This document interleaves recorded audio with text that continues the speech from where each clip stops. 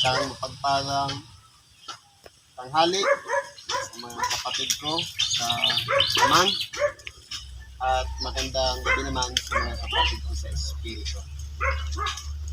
Nandito po tayo bilang isa sa bahagi ng gawain. Walang iba, alamin ang kapaligiran kung saan natin maaaring idaos ang pagdiriwang ng pagtubos ng ating dakilang Panginoon sa bawat isa sa atin. Ngayon po, ang babasahin ko ang ayon sa unang surat ni Apostol Pablo sa mga taga-Korinto sa Kapitulo 1, versikulo 18 hanggang sa 31. Sapagkat ang salita ng krus ay kamangmangan sa kanila na nangapapahamak. Ngunit ito'y kapangyarihan ng Diyos sa atin na nangaliligtas. Kung pag-aralan po natin, noong ang ating dakilang Panginoon, Jesucristo, siya ay pinahirapan at pinaratangan upang magtamo ng kamatayan sa pamamagitan ng pagbibitin sa isang punong kahoy. Yung mga tao na gumawa noon, para sa kanila, ito'y kamangmangan. At kagaya rin natin, kung sa karunungan ng sanglibutan, meron naman tayong templo. Meron naman tayong malilim na lugar. Bakit nandito tayo? Yan po ang karunungan ng Diyos. Sapagkat sa pag-iisip ng tao, tatawagin na kamangmangan. Sapagkat, bakit ka pa nagsakripisyo para magbilad, para mangaral sa kawalan, yun pala ay kalooban ng Diyos. Sapagkat, gaya ng sinabi kanina, magsiyaon kayo sa buong sanglibutan. Ibig sabihin, kahit saan ipinangangaral ang Ebanghelyo. Lamang, kung pag-aaralan po natin, napakaraming sinubo ang ating dakilang Panginoon para mangaral ng Ebanghelyo. Pero po, kalimitan nakapokus lang ang atensyon sa kung ano ang tatamuhin ng tagapangaral. Sa mga kaloob, doon nakapokus.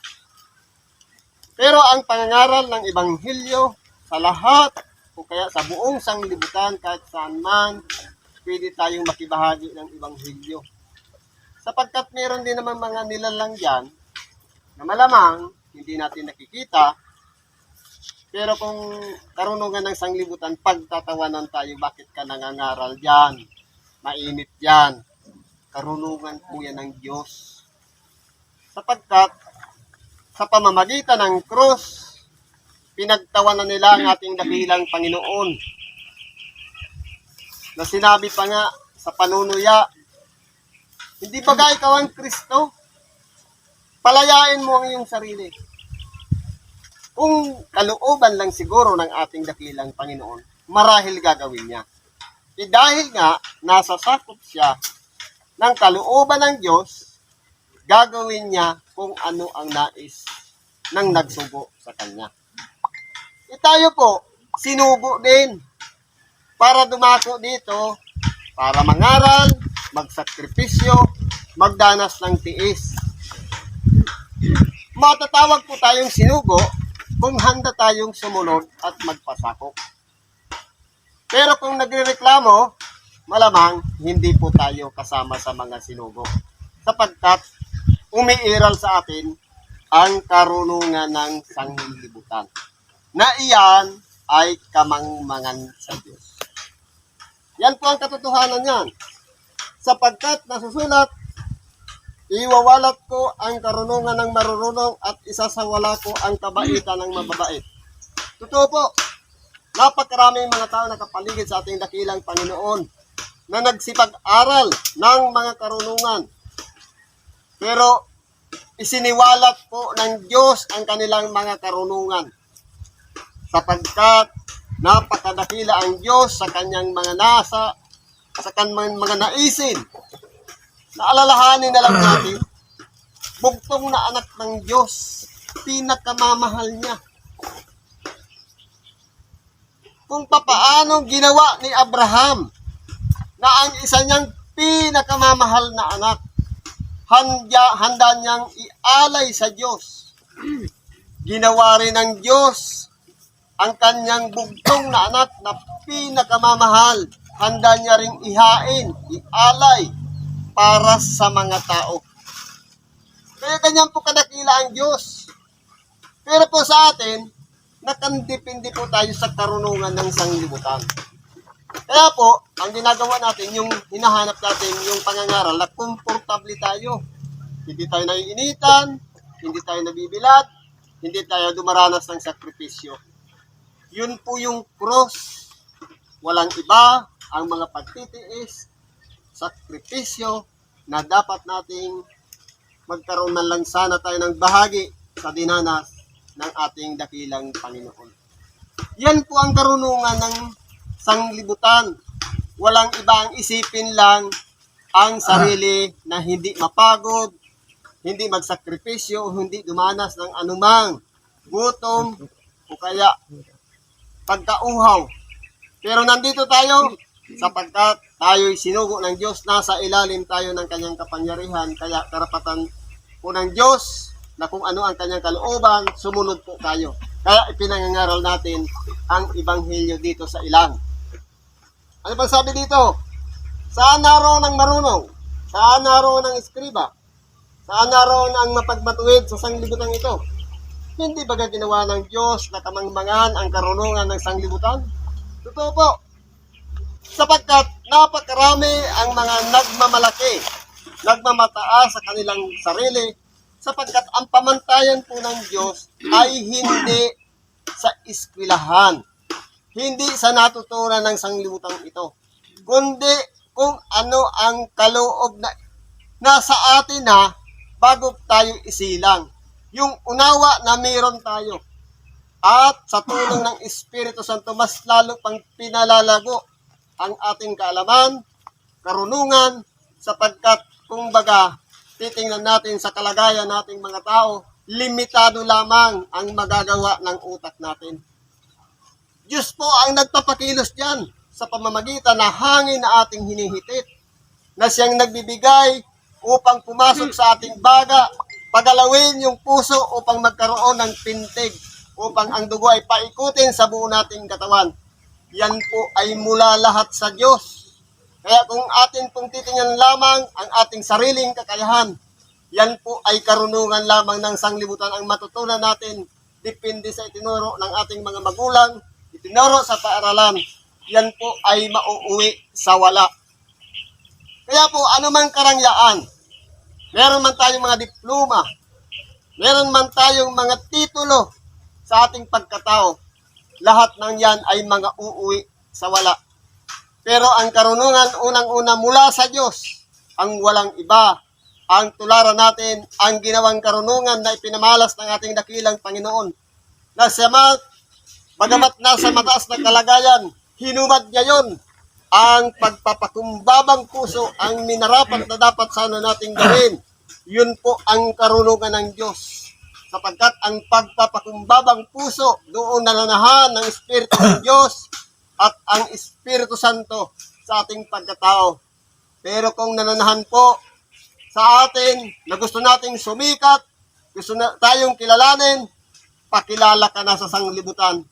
Pero ang kalooban ng Diyos, ang dapat na mangyari sa atin, walang iba. Ang ialay din natin ang ating sarili. Handa tayong magsakripisyo, magpakumbaba alang-alang sa kalooban ng Diyos. Kaya nandito tayo nakikibahagi ng Ebanghelyo. Kumbaga sa kalagayan kasi ng tao sa ngayon, pagtatawanan yung ginagawa natin. Katulad din naman ni Kristo na pinagtawanan ng mga tao. Sabi ng ating dakilang Panginoon, ginawa sa akin, gagawin din sa inyo. Sa makatuwid, magkasintulad lang na kinakailangan din danasin natin ang pagtawanan tayo sa ating mga ginagawa. Sapagkat lamang sa karunungan ng Diyos, hindi nakilala ng sanglibutan ang Diyos sa pamamagitan ng kanyang karunungan. ay kinalugdan ng Diyos na iligtas ang mga nagsisipanampalataya sa pamamagitan ng kamangmangan ng pangangaral. Kaya kung titingnan po natin, marami sa mga sinubo na tagapangaral, hindi naman edukado, hindi nakapag-aral. Di kahit pa ng ating dakilang Panginoon, hindi siya nakatapos ng anumang paaralan, pero ang karunungan sumasa kanya, napakahiwaga, maraming mga tao ang hindi makaunawa sa kanya. Siya ang batong katitisuran na ang napakaraming mga natisod sa aral ng ating dakilang Panginoon, pero siya ang naging bato sa panulukan. Kaya po, kung pag-aralan po natin, ang ating dakilang Panginoon hindi inintindi o binaliwala ng mga tao noon. Pero isa pala siya sa pundasyon ng pananampalataya.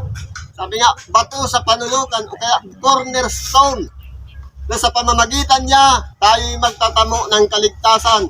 Tayo'y magtatamo ng habag ng Diyos dahil sa tayo'y walang karapatang lumapit sa Diyos maliban sa itinuro na ng ating dakilang Panginoon. Sa makatuwid bagay, ang daan, walang iba. Ang ating dakilang Panginoon ang pamamaraan para makalapit tayo muli sa Diyos. Nang sa ganon, magkaroon tayo ng pag-asa doon sa nais ng Diyos na magkaroon tayo ng buhay na walang hanggan. Datapwat, ang aming ipinangangaral ay ang Kristo na napako sa krus, na sa mga Hudyo ay katikisuran, at sa mga Hintil ay kamangmangan. Ngunit sa kanila ng mga tinawag, maging mga Hudyo at mga Grigo, si Kristo ang kapangyarihan ng Diyos at ang karunungan ng Diyos. Kaya po, tayo'y nangangaral kay Kristo, na siya ipinakikilala nating napako sa krus. Sa mga Hudyo po, katitisuran, sapagkat dahil sa ginagawa ng ating dakilang Panginoon na pag-alay niya ng kanyang sarili, pinalalagay nila yung kamangmangan. Pero sa atin po, na nagsisipanampalataya, siya po ay karunungan ng Diyos. Sapagkat kinakailangan munang mamatay ang kanyang bugtong na anak para yung aral kanina na sinasabi, tapusin yung una na pag-aalay ng mga hayop at itatag ang ikalawa sa makatuwid bagay, yung pag-aalay mismo ng bugtong na anak ng Diyos. Na kaya nagkaroon na tayo ng pag-asa doon sa pagkukop-kop ng Diyos at sa kanyang mga kahabagan. Kaya nagpapatuloy tayo sa pangangaral ng Ebanghelyo. Sapagkat ang kamangmangan ng Diyos ay lalong marunong kaysa mga tao at ang kahinaan ng Diyos ay lalong malakas kaysa mga tao. Totoo po, sa mga tao, kalakasan natin ang gumawa ng masama. Pero sa Diyos, kahinaan niya po yan sapagkat ni kahit minsan hindi siya nandaya, hindi siya nagsinungaling, at hindi siya gumawa ng anumang kasamaan. Pero sa tao, kalakasan po yun ang gumawa ng kasamaan. Kaya po, kung pag-aralan po natin, ang kahinaan ng Diyos ay kalakasan ng tao. At ang kahinaan din ng tao ay siyang kalakasan ng Diyos. Kung mahina ang tao na makarinig ng salita ng Diyos, ang Diyos mismo kalakasan niya yun, na walang iba ang patuloy na parangalan ang kanyang sarili dahil sa pangangaral ng Ebanghelyo. Sapagkat mas namin nyo ang sa inyo'y pagkatawag, mga kapatid, na hindi ang maraming marurunong ayon sa laman, hindi ang maraming may kapangyarihan, hindi ang may maraming mahal na tao ang mga tinawag. Totoo po. Bakit pinili ng ating dakilang Panginoon yung mga nasa mababang kalagayan, yung mga hindi nakatapos, katulad ng mga kanyang 12 alagad. Ang 4 yan ay mga mangingisda. Ang iba ay nasa mababa lamang kalagayan, sapagkat mula sa kanilang nakikita ang mababang kalagayan, karapat-dapat na sila'y magdala ng mabuting balita. Pero sa isang tao na marami nang nalalaman at punong-puno na ng karunungan ng kanyang utak, marahil wala ng bagong aral na papasok yan. Kinakailangan mo nang linisin, alisin ang laman ng utak na yan para bigyan ng panibagong aral. Sa makatuwid bagay, mahirap pong mangyari yun. Kaya po, ang pinili ng Diyos yung mga mababang kalagayan. Sapagkat, katulad din ng ating dakilang Panginoon, naging halimbawa siya ng pagpapakumbaba. Kaya ang pinili niya lahat ng mga tao nasa mababang kalagayan para kasangkapanin ng Diyos at mangaral ng Ibanghilyo. At ang mga bagay na mababa ng sanglibutan at ang mga bagay na hinamat ang pinili ng Diyos. Oo, at ang mga bagay na walang halaga upang mapawalang halaga ang mga bagay na mahalaga. Kaya po, kung pag-aaralan po natin, pinili ng Diyos yung mga aba nasa mababang kalagayan, ang kanyang mga unang alagad, para hiyain yung karunungan ng mga eskribas at ng mga parisiyo, ng mga marurunong na pagkaminsan ang iba pa sa kanila ay nakipagkita sa ating dakilang Panginoon ng lihim katulad ni Nicodemo, sapagkat bagamat siya ay isa ng guro ng Israel, marami pa siyang hindi nauunawaan at hindi niya abot ang sa pamamagitan ng kanyang sariling karunungan. Kaya siya ay nakipagkita sa ating dakilang Panginoon. Pero pang ipinangangaral po ng ating dakilang Panginoon, walang iba ang kahalagahan ng bawat isa sa atin na lumalapit sa Diyos. Sa pamamagitan ng pangangaral ng Ibanghilyo, nagkakaroon tayo ng pagkakataon magsipagsisi, maglinis ng ating mga kalooban upang sa ganon, makabalik tayo sa isang kalagayan na mababa, na isang marumi, madungis, para yung habag ng Diyos, tayo'y linisin at patawarin, magkakaroon tayo ng pag-asa sa mga kinupkop ng Diyos o mga niligtas ng Diyos. Kaya po, dito po ang kaligtasan, hindi po nagmumula sa haba ng ating serbisyo o sa katagalan upang wala po sino man laman ang magmalaki, kundi lahat tayo ay kinahabagan ng Diyos. Kaya karapat-dapat lamang magpakumbaba tayo at sumunod tayo sa kalooban ng Diyos, sapagkat yan po ang nararapat upang walang laman ang magmapuri sa harapan ng Diyos. Totoo po, para ang tao, bagamat tayo pong lahat ay kinahabagan, hindi po maaari nating sabihin, ang tagal-tagal ko na sa serbisyo, ang tagal-tagal ko ng lingkod, hindi po tayo dapat magmapuri, sapagkat maaaring ang isang bagay na inaasahan na natin sa atin na baka kunin pa ng Diyos. Kaya po, sa ipinagkatiwalaan mangaral ng Ibanghilyo at pagpatuloy na isang lingkod o sinugo ng Diyos, gawin lang natin ang ayon sa kalooban ng Diyos at magtatanggap tayo ng gantimpala sa kanyang pagbabalik. Datapwat sa kanya, kayo'y nangasa kay Kristo Jesus. Nasa atin ay ginawang karunungan mula sa Diyos sa katwiran at kabanalan at katubusan. Kaya po sa kanya, na kay Kristo na tayo. Kaya po, kung ano ang kalooban ni Kristo, yun dapat ang ating ginagawa, sapagkat tayo rin ay magtatamo ng mga bagay na kahinaan ng ating katawan. Sa makatuwid, ang Diyos ang magpupuno ng lahat ng mga bagay na kakulangan sa ating mga sarili. Sabi sa panghuli, na ayon sa nasusulat, ang nagmamapuri ay nagmamapuri sa Panginoon. Kaya po tayo, kapag ginagawa natin ang pangangaral, pagkikibahagi ng Ibanghilyo, magmapuri tayo sa pangalan ni Kristo, sapagkat siya lamang ang dapat na tumanggap ng kapurihan. Kahit tayo man, mahabang ating mga serbisyo, matagal na tayo sa mga gawain, at marami na tayong nagawa, hindi po dapat nating ipagmapuri ang ating sarili, kundi lahat, magmapuri tayo kay Kristo na siyang nahabag sa atin at nagbigay ng pag-asa para mangaral tayo ng mabuting balita. Ginagawa natin ito alang-alang sa Kanya. At bagamat siya'y ginawa rin niya alang-alang sa Kanyang Ama. Sa makatuwid, sumunod lang tayo sa halimbawa na ginawa ng ating dakilang Panginoon. Kaya po tayong lahat ay sakop ng Diyos. Kaya po, ang magagawa lang natin, magpatuloy lang tayo ng ating ginagawa at huwag tayong magsawa at tayo magkakamit ng biyaya o pagpapalang mula sa Diyos sa pamamagitan ng ating mga ginagawa dito sa ibabaw ng sanglibutan. Hanggang dito na lang ang may babahagi ko. Salamat sa Diyos at pagpalain tayo isang magandang umaga sa mga kapatid ko sa laman at magandang gabi naman sa mga kapatid ko sa Espiritu. Salamat at pagpalain tayo ng Diyos.